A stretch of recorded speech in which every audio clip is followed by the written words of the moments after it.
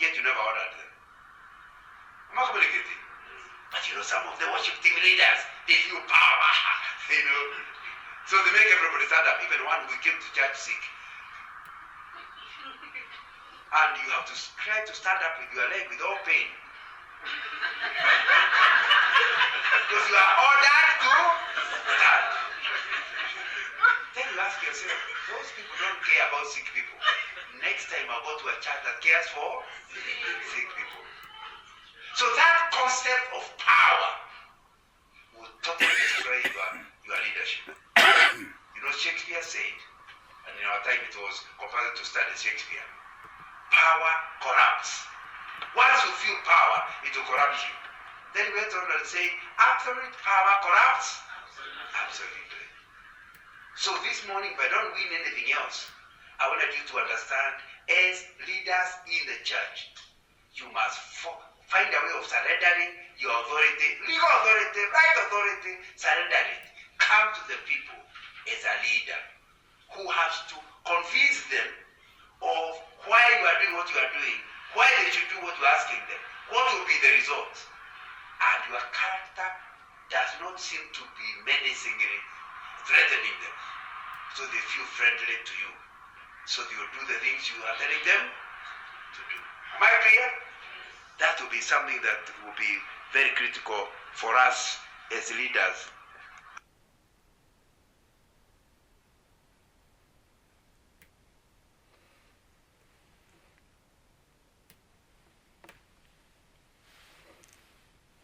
At the end of this discussion, I answer them without mentioning your name. Is that okay? I give you the number? Okay, 0743, then 034 157. Let me repeat. 0743 034 157. Send me the question, because there are things I'm saying, you do not agree with them, or I have confused you.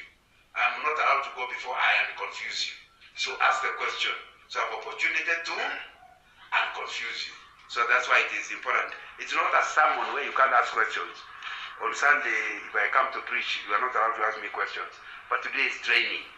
And I told you the best method is to ask.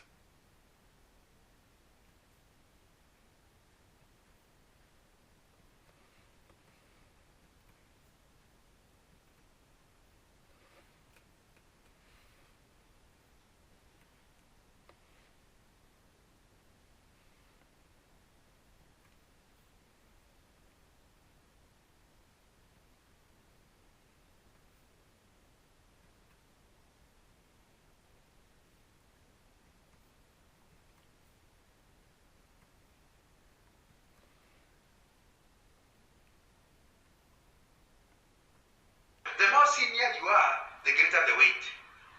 Because more people are sitting on you. So some of you now want to volunteer to go a little while to reduce the weight.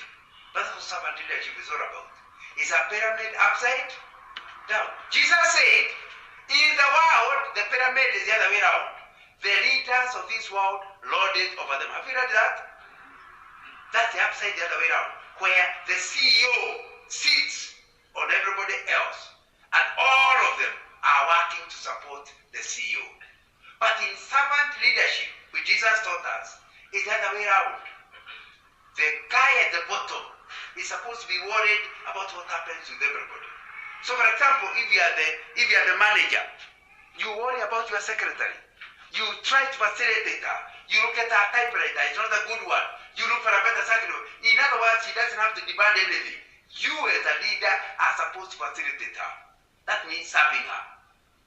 It's in your interest, because the more you facilitate her, the greater will be the ability to achieve the objectives of the group. Would you agree with me? Yes. So as a Sunday school superintendent, you start seeing yourself, your big responsibility is to make it so easy for Sunday school teachers to teach. Worry about what worries them. Remove what can be impeding their service. That is the leader. They all are sitting on you, the pyramid, upside down.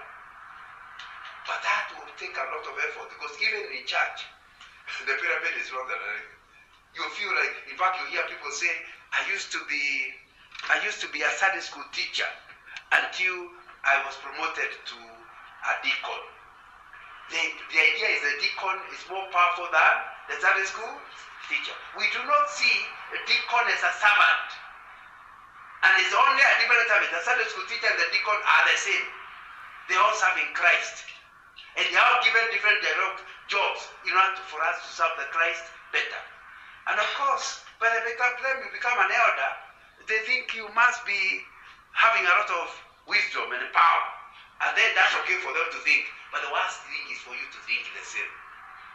So you think, I'm wise. You know, when I'm over 70, how many of you have reached that age? Now, so I must be wise. The moment that enters me, it gives me power, isn't it? And within no time, I am corrupt. Am I communicating?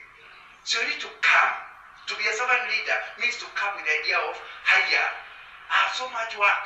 All these people, I have to facilitate them to do what they are doing, so that in the process, achieve. That's why normally the chairman does not have a lot of job description. Why?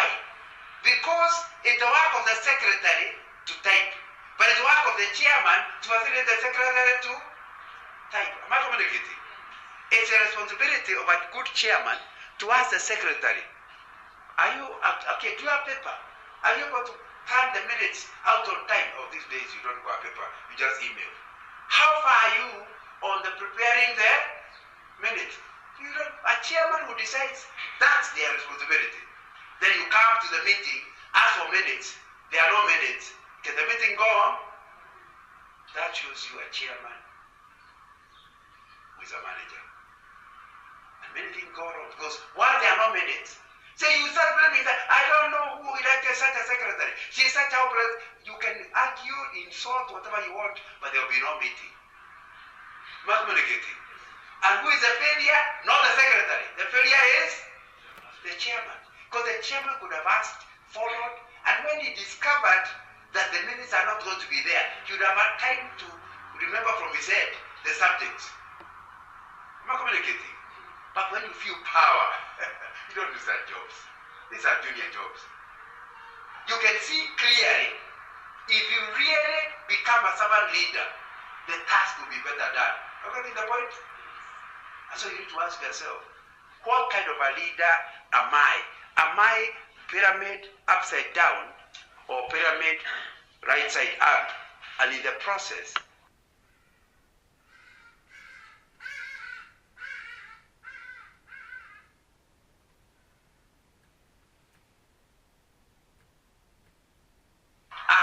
he is supposed to facilitate them. For example, if people went on strike, what job would the CEO do? And the toilet is dirty, and he has to use it. Who would wash it? The CEO. Am I communicating? So he realizes this guy is assisting me. So he looks after the toilet cleaner in a very serious way. Because he knows if the toilet cleaner doesn't work, the toilet will smell, and because it's smiling, people will not be able to go to that toilet. They'll start going to a toilet far away, and they're taking away time for work. So the CEO will facilitate the toilet cleaner to do a good job. There was a CEO who was appointed, a Christian CEO, was appointed for Kenyatta Hospital some time back. He later became a PS. When he became that, he started asking himself, why does Kenyatta Hospital exist? It exists to relieve suffering of sickness. It also exists to handle people where the battle is lost and they have gone to the mortuary. Both are very important. Both those who survive and those who die. He asked, who are they? Who is involved? So he went to the mortuary department. He discovered those people are dirty, they are discouraged. In fact, they have a lot of trouble because if you say, what do you do? I work in the mortuary. Everybody just gives up on you. She started wondering, what can we do to make your job easier? He says, you people have a lot of things to do. When we are waiting for dead bodies to come, we just look at each other. If they could give us a screen, some TV, something you can watch, that will make our work, start enjoying our work. He went to his office, and he wondered why a CEO requires a TV. He donated it to them. So what other thing? Give us a better title. When I go to the bank and tell them I work with bodies of dead people, I can't get a loan. So he changed their title from mortuary attendant to last rites officer. Now you need to understand. Officers can get loans. Am I communicating? What was the end result? The people who are coming to take their dead bodies found happy people. Happy people will receive them. And they will remember the hospital by the way they were treated when they came for the dead body. Am I communicating? All because the CEO was a servant leader. That's what you're talking about.